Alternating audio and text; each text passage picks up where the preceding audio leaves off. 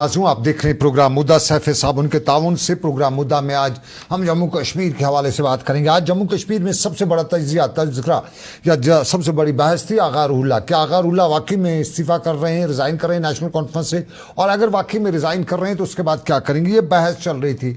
और आगा रूहुल्लाह किसी बहस के पस मंज़र में क्या कुछ हो सकता है, क्या कुछ करना चाहिए, ये सारे वो मामला हैं। हर अपने अपने तरीके से इस बहस का मौजूद बहस बना हुआ है।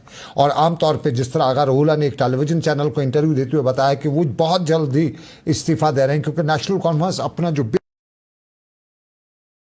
से वो हट चुके हैं। और फिर शहर में बहस भी हो रही थी, बहुत सी बहसें। और सवाल सबसे बड़ा है, क्या वाकई में आगा रूहुल्लाह को इस वक्त रिजाइन करना चाहिए, नंबर 1। नंबर 2, क्या आगा रूहुल्लाह किसी और पार्टी में ज्वाइन करें या नेशनल कॉन्फ्रेंस निकल के, या वो अपनी कोई पार्टी बनाए। और नंबर 3, क्या आगा रूहुल्लाह अगर अपनी पार्टी बनाते हैं तो किसी के कहने पर बनाएंगे, क्योंकि कश्मीर में पॉलिटिकल पार्टीज बहुत बनी हैं। और कश्मीर में पॉलिटिकल पार्टीज के बनने के हवाले से आमतौर पे यही तासुर है कि डिवाइड एंड रूल वाली पॉलिसी। और फिर नंबर 4, आगा रूहुल्लाह किसी के इशारे पे काम करें या वाकई में वो अपना सब कुछ है। ये हमारा आज का मुद्दा।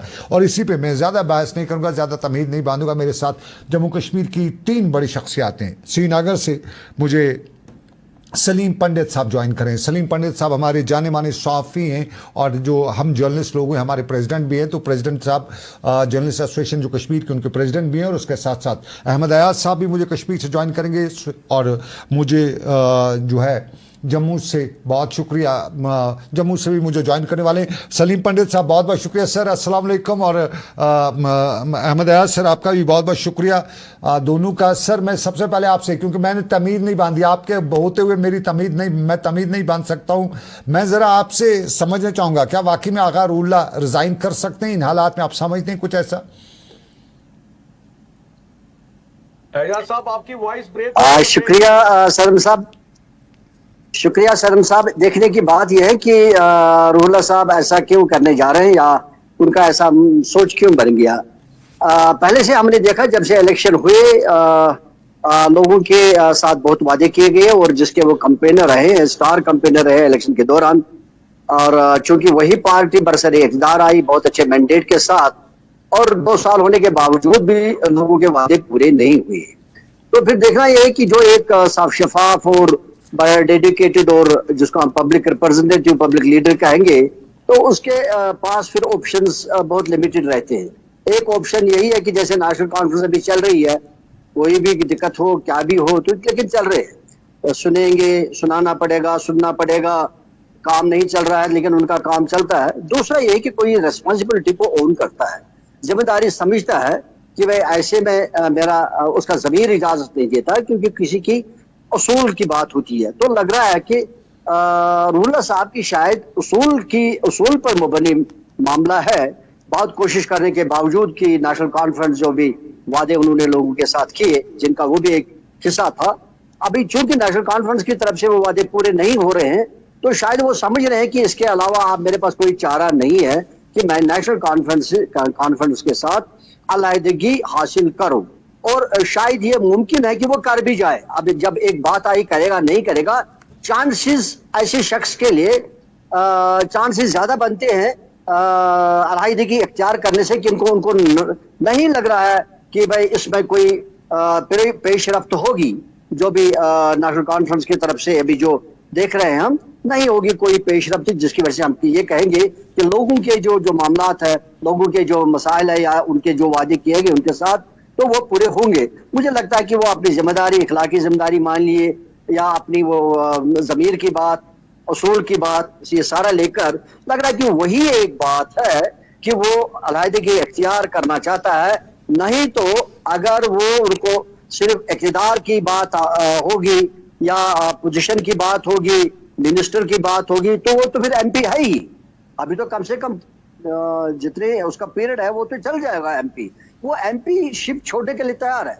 इसका मतलब है उसकी क्लियरिटी बहुत सामने है, उसमें कोई बात नहीं, एक्सेप्टिंग यही कि लोगों के साथ वादे पूरे नहीं किए गए, जिनकी वो एक पार्टी है, जिनका एक वो खुद चश्मदीद गवाह है। उन्होंने शायद खुद भी कहा होगा उनको महसूस हो रहा है कि मैं नहीं कर पाया, नेशनल कॉन्फ्रेंस नहीं कर पाई, बेहतर है कि मैं अलहदगी अख्तियार करूं। That's what it is. अलहदगी इख्तियार कर। मेरे साथ प्रेसिडेंट साहब भी हैं, हमारी जर्नलिस्ट एसोसिएशन के, हमारे जो सहाफ़ियों के प्रेसिडेंट हैं, सलीम पंडित साहब, इन्होंने मुझे ज्वाइन किया। प्रेसिडेंट साहब अस्सलाम वालेकुम। मैं ज़रा आपने बहुत कुछ कश्मीर पे ख़बरें लिखी हैं, किताबें लिखी हैं, स्टोरीज फाइल की हैं। अगर हम सिर्फ कश्मीर की हिस्ट्री देखें, शेख मोहम्मद अब्दुल्ला के बाद अगर बख्शी गुलाम अहमद आया तो विदाउट वो इक़्तिदार में आया तो दिल्ली के इशारे पे, जीएम सादिक आया तो हिस्ट्री है वो दिल्ली के इशारे पे। उसके बाद जो भी आया, इवन कि अगर आज कहीं फारूक अब्दुल्ला साहब आए या मुफ्ती सईद साहब आए, दिल्ली तक जब तक न उनके साथ कोऑर्डिनेशन रहा तब तक यहाँ इक़्तिदार में नहीं आए।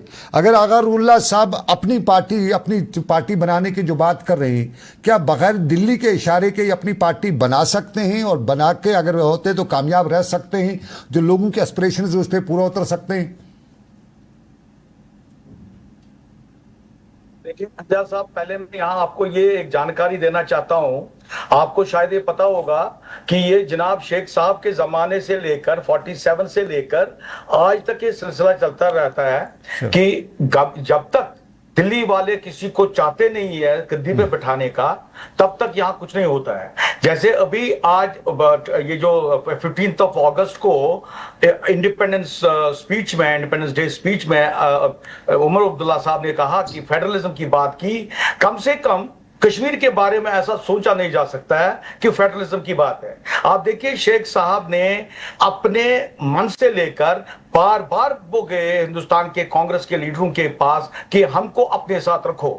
अगर ये रुहुल्लाह जी आज ये बात समझते हैं तो ये बड़ी अच्छी बात है, मगर इनको ये समझना चाहिए अगर ये सारी क्राइसिस है, ये कश्मीर आज ढूंढ रहा है या मुसलमानों का तहफ़्फ़ुज़ ढूंढ रहा है ये रुहुल्लाह साहब, कि इसको पहले इंट्रोस्पेक्शन करना चाहिए था उस पार्टी का जिसने ये हमको या यहाँ के मुसलमानों को, जैसे अबू कलाम आजाद साहब हो, जैसे शेख मोहम्मद अब्दुल्ला हो कश्मीर के, उन्होंने उस वक्त कॉन्शियसली ये डिसीजन लिया है कि मुसलमानों का यही होना चाहिए हाल हिंदुस्तान में, सेकंड क्लास ट्रीटमेंट।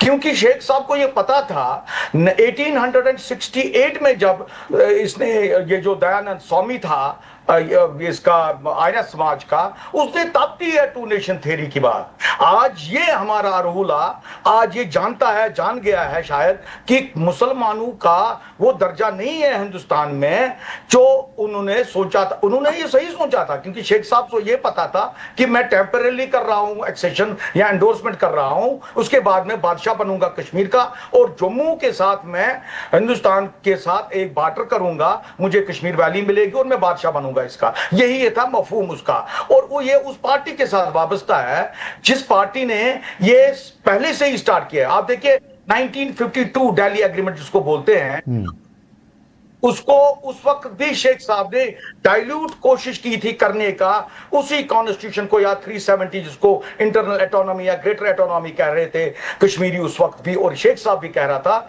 उसने 1952 में जब extension of supreme court over J&K माना, 9 पॉइंट्स थे उसमें, ये जो 1952 का एग्रीमेंट हुआ शेख साहब और नेहरू के दरमियान, उसमें जो अकाउंटेबिलिटी थी वो भी कर दिया। अच्छा, उसमें डबल सिटीजनशिप भी कर दी। तो इसको ये जानना चाहिए था, हालांकि मुझे ये पता है कि ये बड़ा छोटे पन में अपने ये नाफालक था उन दिनों या नाफाम था उन दिनों जिन दिनों उन्होंने पॉलिटिक्स ज्वाइन की। बिकॉज इसका जो वालिद साहब थे वो एक्सीडेंट में मर गए, वहां वो माइन लगी हुई थी, कोई उन पे वो टारगेटेड अटैक नहीं था, it was by the way हो गया, उनका एक्सीडेंट हो गया, वहां माइन बिछाई गई थी टेररिस्टों की तरफ से, तो वो उसमें जद में आ गए। खैर बहरहाल वो तो एक दूसरा एक चैप्टर है। बात यह है कि रुहुल्लाह अगर इस वक्त ये जानने की कोशिश कर रहा है या कोशिश कर रहा है कि प्लेटफॉर्म बने सारे हिंदुस्तान के मुसलमानों के लिए in the shape of Ruhollah, इसको ये गलतफहमी है। मैं बताऊंगा क्यों। इसलिए क्योंकि अगर आप मुसलमानों को 30 करोड़ मुसलमानों की हिंदुस्तान की बात करोगे, वहां भी वो डिवाइडेड है, वहां मदनी साहब अलग है, वहां वो हैदराबाद के साहब अलग है मुसलमान लीडर, ये उनकी वो दाल गलने वाली नहीं है। दूसरी बात, बड़ी इंपॉर्टेंट बात है, he belongs to the subsect of Shias, और उसको यहां उतनी एक्सेप्टेबिलिटी नहीं बनेगी एज अ लीडर। आप देखिए कहीं भी जब 96 में जब इसने ये जो नरसिम्हा राव थे, उन्होंने उस वक्त भी बोला था, ये जो ये थे हमारे अंसारी साहब, ये सही बात है, इफ्तिकार अंसारी साहब को उसने बुलाया, उसने कहा मैं चीफ मिनिस्टर बनाऊंगा। इफ्तिकार साहब ने उस वक्त डिक्लाइन किया because of the fact he knew it कि मैं शिया तबके से रखता हूं, वाबस्ता हूं मैं, और इसलिए मेरी एक्सेप्टेबिलिटी नहीं होगी वहां कश्मीर में, because which is a Sunni dominated and majority area. तो इसलिए उन्होंने वो छोड़ा। मुझे याद है कि मेरी एक बात हो गई उस वक्त उनके साथ, ये जो मौलवी इफ्तिकार साहब थे, उन्होंने ये भी कहा मुझे कि वो चाहते थे इवन मियां अल्ताफ साहब को भी इस दायरे में लाने के लिए। जब फरूक अब्दुल्ला एंजॉय कर रहा था उस वक्त लंदन में, वो नहीं आना चाहता था, वो बड़ा डरा हुआ था और यहां नहीं आना चाहता था, तो उन्होंने उस वक्त नरसिम्हा राव ने कहा था कि या तो वो बने चीफ मिनिस्टर, कहां बने आप आओ, और ये सिलसिला हम जारी रखेंगे। यही ये जानना चाहिए रोहल्ला साहब को कि रोहल्ला साहब इस वक्त बड़े हाई हॉर्सेस पे है, ये कोशिश कर रहे हैं हर एक हिस्से में जाने का हिंदुस्तान के, और अपने आप को एक हाईलाइट करना चाहिए। आपको पता होगा ये जो शाह फैसल थे आईएएस ऑफिसर, उसने तो अपनी नौकरी भी छोड़ी थी कि मैं चीफ मिनिस्टर बनूंगा, कि एक नया एक पैरेलल एक सिस्टम दूंगा कश्मीर में। वो भी फिर वहीं निकले और वहां जाके उन्होंने माफी मांगी और उसी के चर्रू में गए जहां उसको जाना चाहिए था। तो अल्टीमेटली मेरा ये कहना है, ये जो ये ऐसे उभरते हैं काफी, अगर आप देखेंगे शेख साहब के जमाने से, शेख साहब ने ऐसे एक बुनियाद रखी है, एक तजब्जुब रखा है कश्मीर में, ऐसा कॉन्फ्लिक्ट रखा हुआ है, यहां मुर्दों की परस्तिश करते हैं। यहां आप देखिए उमर अब्दुल्ला को, अगर आप उमर अब्दुल्ला, ना इसकी लैंग्वेज है, ना कल्चर है इनका, ना मुस्लिम कल्चर है कोई, फिर भी यहां लोग देते हैं नेशनल कॉन्फ्रेंस को वोट। उनको बावजूद के लोगों को पता है उनके हर एक चीज का, वो अंदर बाहर जानते हैं उनका, तो फिर भी उनको वोट देते हैं। ये राहुला जी बहुत गलतफहमी में है कि ये कोई सुधार ला सकेंगे इंडियन सिस्टम में। जो हिंदुस्तान के लीडरों ने तब समझा था कश्मीर के लिए, वही वो इंप्लीमेंट कर रहे हैं, आहिस्ता आहिस्ता वो अनफोल्ड हो रहा है, और वही होगा जो दिल्ली वाले चाहेंगे। जो दिल्ली वाले चाहेंगे। सर अहमद अयाज सर मेरे साथ, सर मैं अहमद अयाज सर मेरे साथ में एक और सवाल जो उठता है वो ये उठता कि सर अगर हम कश्मीर की यहाँ की जो इस वक्त वोट बैंक पॉलिटिक्स करती हैं यहाँ की पॉलिटिकल पार्टीज, मुझे नहीं लगता है कि जब तक ना अपने वर्कर को, वो कैडर को वो पैसा दें, वो अपनी जिम्मेदारी दें, और तब तक वो 5,000 लोग भी किसी पे जमा नहीं कर सकते हैं। पॉसिबल नहीं है लोग बाई विल आ जाएं। कोई मजबूत बांड के लिए आता है, कोई कुछ पैसा लेके आता है, कोई किराया मुफ्त में मिल जाए वो आ जाता है।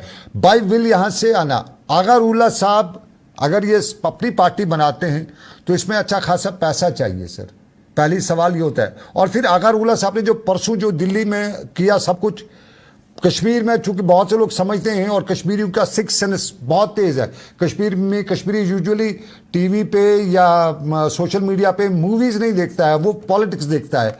उसकी पॉलिटिक्स उसका ये सब कुछ बता रहा है कि आगा रूल्ला साहब ने दिल्ली में जो किया वो सिर्फ था कि दिल्ली वालों को कि I am the sole leader of Kashmir, आमतौर पर कश्मीरी कहता है। अहमद अयाज सर, ये सब कुछ समझते हुए भी आगा रूल्ला अगर इस टाइम रिजाइन करते हैं, मैदान में आते हैं, तो एक्सेप्टेंस तो 10 दिन के बाद तो जीरो हो जाएगा, क्योंकि एमपी के बगैर, पावर के बगैर उसका तो एक तो चलेगा नहीं। और फिर यहाँ बिहार तो है नहीं, ये कश्मीर है, यहाँ किसी को भी पुलिस वाला एक कांस्टेबल आके सही कर सकता है। तो आगा रूल्ला का ये फैसला जो है वाकई में सही फैसला हो सकता है। पहली बात ये कि जो बात आपने करी दूसरी पार्टी बनाने की रोहल्ला साहब की तरफ से, पता नहीं ये कहाँ से बात आ रही है, और शायद उनके मन में इस वक्त ऐसी कोई बात नहीं है, क्योंकि मैं उनकी पर्सनालिटी को देखकर बात कर रहा हूँ। शायद उनके मन में भी कोई बात नहीं है, और ना दूसरा ये भी बात है कि वो कोई पद लेने की कोशिश में है, कोई मिनिस्टर बनने की कोशिश में है, या कुछ और ओहदा लेने की बात है। अगर वो बात होती तो अभी मेंबर पार्लियामेंट भी उनके लिए कोई काम नहीं था, वो फिर मैनेज करके चल देते। लेकिन उनका कंसर्न जो लग रहा है इस टाइम, या सलीम साहब ने कहा, उन्होंने एक लार्जर कॉन्टेक्स्ट में बात करी, शायद वो 1972 की बात करी उन्हें एग्रीमेंट शेख नेहरू, लेकिन शायद वो 1952 है जब यहाँ का सुप्रीम कोर्ट एक्सटेंशन बाकी चीजें ड्यूअल मेंबरशिप की सिटीजनशिप की, I think that was 52 I believe, if I am not wrong. तो मुझे लगता है कि शायद हाँ, अच्छा, आई हर्ड 72। एनीवे, नहीं लग रहा है कि ये जो सारे कॉन्टेक्स्ट में बात कर रहे हैं, क्योंकि कोई भी अपने अपने अंदाजे से इसके ऊपर, क्योंकि ये भी एक बहुत डिसीजन है, एक मेंबर पार्लियामेंट ना सीनियर आदमी निकल रहा है छोड़ के कोशिश में है, तो ये एक मौजूदी बहस बन सकता है, क्योंकि कोई नहीं चाहता कुर्सी छोड़े। यहाँ तो इतना सारा मेहनत करते हैं लोग कुर्सी के लिए, क्यों कुर्सी कोई छोड़े। लेकिन लग रहा है कि इनके मन में, इनके दिल में कोई ऐसी अभी इमीडिएटली कोई बात नहीं है, ना शायद उनको दूसरी पार्टी बनाने की बात है, ना शायद उनके मन में कोई प्रोग्राम है, ना शायद कहीं ज्वाइन करने की बात। लग रहा है कि यही एक बात है इस टाइम कि जो लोगों के साथ वादे किए गए, एक सच्चा जो पॉलिटिशियन, कि हमने जो लोगों के साथ वादे किए हैं वो पूरे नहीं हुए हैं, और हमारी शायद एक जिम्मेदारी बनती है कि हमारे को कोई हक नहीं रहता है वोट लेकर कुर्सी में बैठने का, जब हम वो सारा कुछ नहीं कर पाए या कुछ नहीं कर पाए जो लोगों के साथ हमने वादे किए हैं। लिहाजा ये कहना कि कल को कोई पार्टी बनाए, क्या वो कर सकते हैं फाइनेंशियली, या उनका इतना हो सकता है? वेल, कोई नई पार्टी बनाना कोई आसान बात नहीं है, लेकिन नहीं लग रहा है कि अभी रूला साहब उस लेवल पर सोच रहे हैं, उन एंगल्स में सोच रहे हैं। अलबत्ता मेरा मानना है कि वो पद के कोशिश में नहीं है या कुछ बड़ा सोचने की कोशिश में नहीं है। अगर उनको, या ना पार्टी सोचने की कोशिश में है, अगर उनको सही तौर कहीं कोई प्लेटफॉर्म सही मिल जाए जहां उसको लगे कंफर्टेबिलिटी है, लोग सही है, वो शायद उसमें ज्वाइन कर सकते हैं या कुछ ऐसा सोच सकते हैं ताकि लोगों के लिए कुछ अगर वो कर सकेंगे।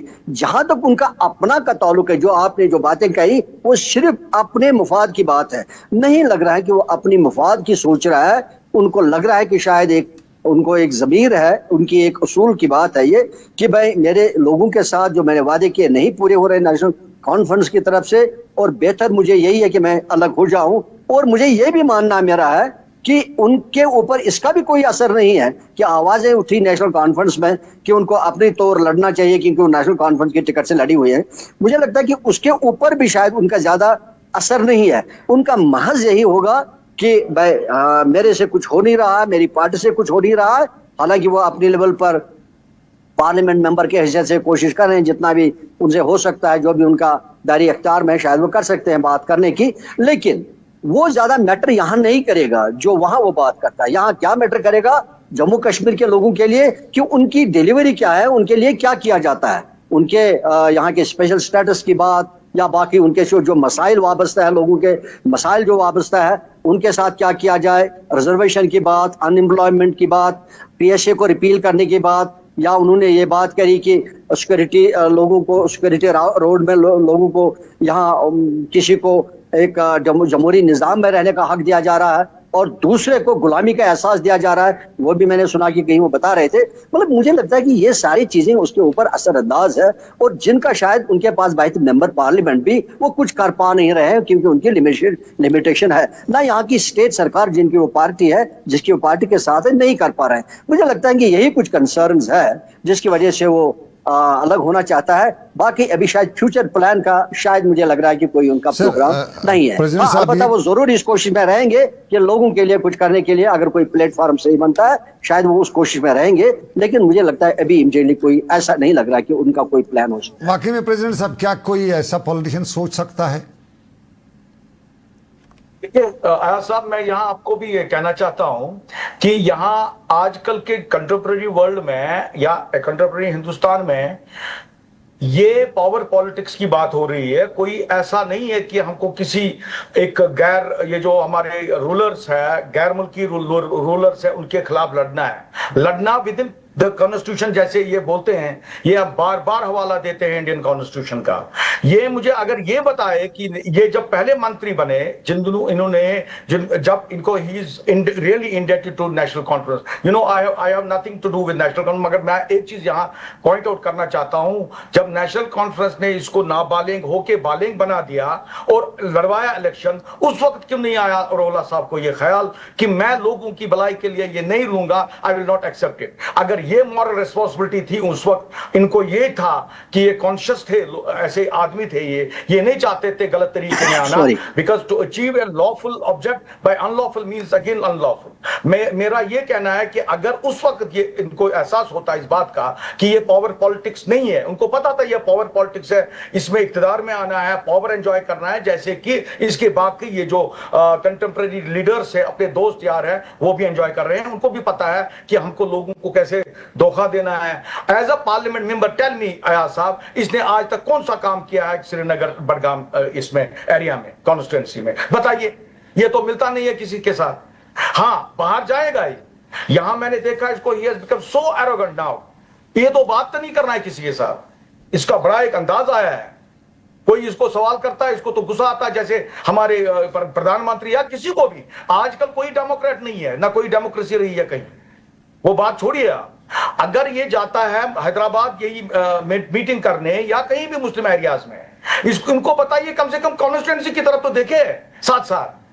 अगर यही कोई हिंदू होता हमारा कोई लीडर, वो यहां कॉन्स्टिट्यूंसी भी काम करता और हिंदू के बात भी करता। ये तो एक ही साइड जाते ना, या तो ये देखिए, या तो ये गांधी जी बना चाहता था, लेट हिम शन everything and come in that form, या तो ये इख्तिदार भी रखना चाहता है, उधर से पार्लियामेंट मेंबर भी रहना चाहता है। मैं, आप सही बोल रहे हो, it is not easy to make a political party, ये भी मैं मानता हूं, मगर इसका ये अपना स्ट्रक्चर सारे हिंदुस्तान में बनाना चाहता है, सिर्फ अपने लिए कि एक ऐसा, जैसे शेख मोहम्मद अब्दुल्ला ने एक जमाने में किया था, नहीं जी इसका पनवथरन पर ना आवासा, ये तो वही हाल हुआ ना। जैसे आजकल मोदी बोलता मैं बायोलॉजिकल नहीं हूं, मैं तो ऊपर से आया हूं। इट्स लाइक शेख अब्दुल्ला, कोई भी लीडर ये करता है। यही हाल है हमारे रोहला साहब का। रोहला साहब को ये जानना चाहिए कि अगर ये जेनेसिस में जाएगा, बैक में जाएगा, ही शुड अंडरस्टैंड इट कि ये सारा क्या करना किसका है। आज इसने इनको he was a poster boy for national conference in 2024 elections, assembly elections. इसको उस पे माफी मांगनी चाहिए फिर कौम को, क्यों नहीं मांगता है? ये तो हर एक जगह जाता था, he was a poster boy. उस वक्त तो लोगों को बोलता था नहीं हमको दे दो, वोट दे दो इसको नेशनल कॉन्फ्रेंस। इसको नहीं पता था उमर अब्दुल्ला का क्या मिजाज है, मैं तो जानता था उसको, ये नहीं जानता था उसको। He has been his minister several times. मेरा मतलब ये है कि अगर इसको ये आज ये आई अवेकनिंग, तो क्यों आई? अहमद सर, सब कुछ जानते हुए भी अब आगा रूल्ला साहब सर सवाल इंपॉर्टेंट है, ठीक है, मान लेते हैं आगा रूल्ला साहब रिजाइन कर देते हैं, इनका जमीर जाग गया है, ये आ जाते हैं मैदान में, लेकिन हैं तो 20 साल 30 साल से पॉलिटिक्स छोड़ नहीं सकते, तो क्या किसी खेत में तो हल तो जोतेंगे नहीं, आखिरकार पॉलिटिक्स तो करेंगे ही, कॉन्स्टिट्यूंसी में, डिस्ट्रिक्ट में, कहीं न कहीं एक लीडर बनेंगे, लेकिन आउटकम क्या होगा इनका सर? फिर तो आउटकम कुछ है नहीं, क्योंकि इंडियन पॉलिटिक्स, जो हिंदुस्तान में पॉलिटिक्स है, चाहे वो नॉर्थ इंडिया में हो या जम्मू कश्मीर को लेके, इस सारी पॉलिटिक्स में हाथ में डंडा जब तक ना हो पावर का, तब तक तो कुछ चलेगा नहीं। आगा रूल्ला के और भी इतने लोग स्टेटमेंट देते हैं, एक स्टेटमेंट आगा रूल्ला का भी सही, फर्क कौन सा पड़ेगा फिर? ये देखिए, पहले तो I am not the spokes person, लेकिन जो मैं अपने तजीज़े के अंदाजे से, तजीज़े के लेवल पर जो देख सकता हूँ, वो यही है कि जो बात सलीम साहब ने करी कि पास्ट में या एज एमपी अभी उनका क्या रहा, या पहले इनका ये जागा क्यों नहीं जमीन, ये एक सही बात हो सकती है। या दूसरा, उन्होंने कहा कि ये शायद नेशनल लेवल सीन पर आना चाहता है। तो जहाँ तक नेशनल लेवल की सीन की बात है, मुझे लगता है कि ऐसी शायद उसकी अभी ना उसने सोर्सेज है, ना ऐसी पहुंच है, ना शायद वो ऐसा करना चाहेगा। इसलिए क्योंकि अभी आप देखिए ओवैसी साहब अभी बड़े हाथ पैर मार रहे हैं, तो बहुत देर से मार रहे हैं, लेकिन अभी भी थ्रू नहीं हो रहे हैं, लिहाजा शायद इनका ऐसा सोच होगा नहीं। और पास्ट में शायद अभी उनका ज्यादा उस लिहाज से भी शायद मुझे लगता है एज भी बहुत कम है, एज में इतना ज्यादा नहीं है। और दूसरा, अभी शायद इन्वॉल्वमेंट इसकी इतनी ज्यादा नहीं थी जो 2024 के इलेक्शन में उसकी इन्वॉल्वमेंट कराई गई। इसके बावजूद कि यहाँ हर एक पार्टी बदजन है, हर एक के साथ लोग बदजन है, लेकिन फिर भी इन्होंने जबरदस्त कोशिश करी उस टाइम अपने तौर कि जहां जहां भी इनका कोई पॉकेट था, कोई इन्फ्लुएंस था, थ्रू आउट उसको कंपेनर बनाया गया, स्टार कंपेनर बनाया गया। तो उन्होंने बड़ी कोशिश करी, लोगों के साथ कमिटमेंट करी, तो इसकी इन्वॉल्वमेंट बहुत ज्यादा होगी, काफी ज्यादा, किसी लीडर से भी ज्यादा हमने देखा उसकी इन्वॉल्वमेंट होगी। और उसी इन्वॉल्वमेंट के चलते चलते बहुत सारे प्रोमिस लोगों के साथ थे, और वो प्रोमिस जो है वो मैनिफेस्टो के सूरत में भी आ गए सामने। और हमने बहुत बार देखा रूहुल्लाह साहब जाती तौर एश्योरेंस करते हुए लोगों को कि भाई, और उन्होंने ये भी कहा कि अगर नेशनल, आई थिंक सलीम साहब शुड नॉट फॉरगेट दिस, उन्होंने ये भी कहा कि अगर नेशनल कॉन्फ्रेंस, उस वक्त उन्होंने कहा ये लोगों के मामलात हल करने में नाकाम हुई तो मैं लोगों के साथ खड़ा रहूंगा। That means I will stand against the party and that's he is doing now. वही करता है। मुझे लगता है ये सारा उसी कॉन्टेक्स्ट में है। इसके दाएं बाएं मुझे लगता है कि कोई अभी इमीडिएटली कोई बात नहीं है। आगे क्या डेवलपमेंट हालात लेते हैं, क्या बनता है, वो शायद आगे देखने की बात है। मुझे लगता है कि शायद अभी वो लोगों के साथ ही जुड़ा रहना चाहता है, क्योंकि जो आप कह रहे हैं power politics, that is true, लेकिन power politics also comes from the public. Once you are with the public then only you can manage it, you can लेकिन आप जब लोगों के साथ, सर हमारी पब्लिक जो है हम सब जानते हैं, ये तो हमसे ज्यादा मुफाद पर, लीडर से ज्यादा मुफाद परस्त हमारी पब्लिक है, बाद में लीडर मुफाद परस्त है। सर ये हकीकत है। मैं चूंकि पावर कॉरिडोर्स में भी रहा हूँ, पॉलिटिक्स में भी रहा हूँ, तो मैं समझता हूँ हमारे लोगों का वो तब तक ही साथ हैं जब तक आप उनको कुछ न कुछ देते हैं। जैसे नहीं दे, जैसे ये बहुत सही बात है।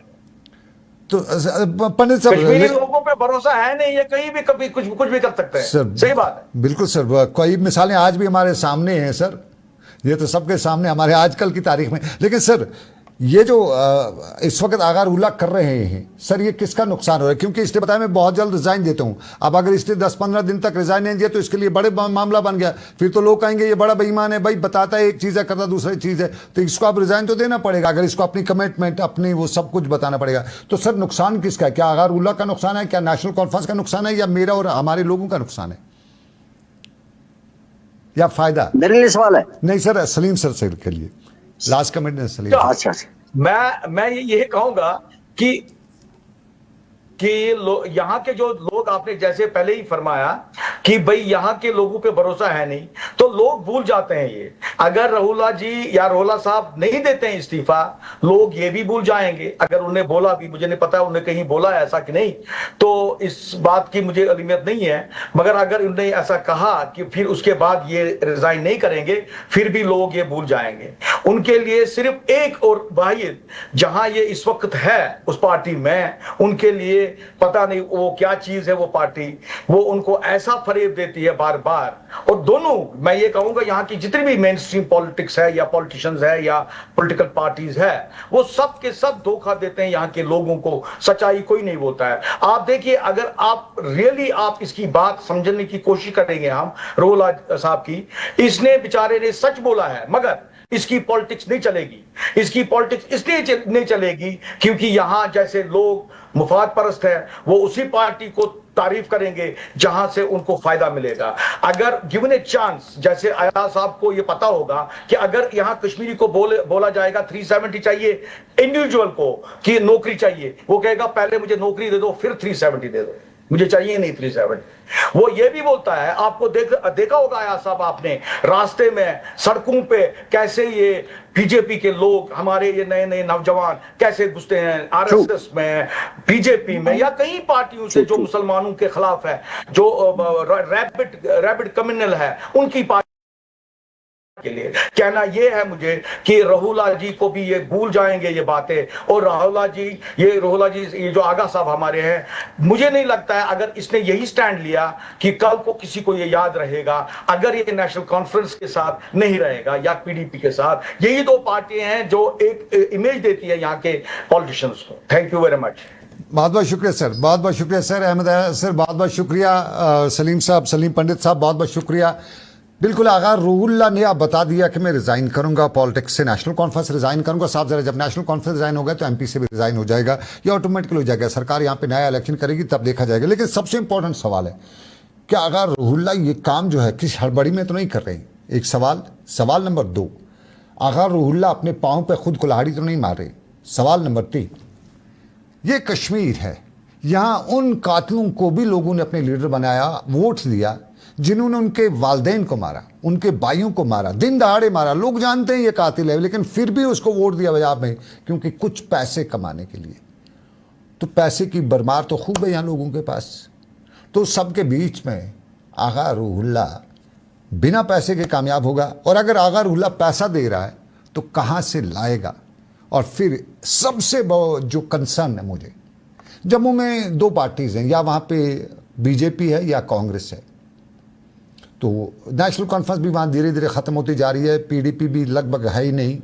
तो ये दो पार्टी जम्मू, लेकिन कश्मीर में 2-3 सीटें अपनी पार्टी भी ले जाएगी, 2-3 सीटें सजाद साहब भी ले जाएंगे, 10-12 सीटें पीडीपी भी ले जाएगी, 10-12 सीटें नेशनल कॉन्फ्रेंस भी ले जाएगी, तारिक अमीर साहब भी ले जाएंगे, वो एंते पेंते वो भी 2-3 ले जाएंगी। तो ये पावर सेंटर जो कश्मीर का है, ये कोई आगा रूहुल्ला अगर पॉलिटिक्स में पार्टी बनाते हैं, 1-2 ये भी ले गए, तो फिर ये हमारा पावर सेंटर जो है ये शिफ्ट करने की एक कोशिश, साजिश, जो कुछ भी आप कहें, वो तो नहीं है। सवाल हमारे जहन में आया, जवाब आप भी सोचिएगा। कश्मीरी का सिक्स सेंस बड़ा तेज़ है, और आज बहुत से लोगों से बात करते हुए मैं यकीन इस बात पे पहुंचा कि कश्मीरी टीवी पे, सोशल मीडिया पे फिल्में नहीं देखता है, वो पॉलिटिक्स देखता है। वो समझता है आगा रूला ने दिल्ली में क्यों किया, और अब ये बयान उसका क्यों है। तो इस क्यों में कहीं ना कहीं कब कैसे आगा रूला की नैया ही निश्चित हो जाए। मुद्दा इतना ही, ख्याल अपना रखिएगा। अल्लाह हाफिज़।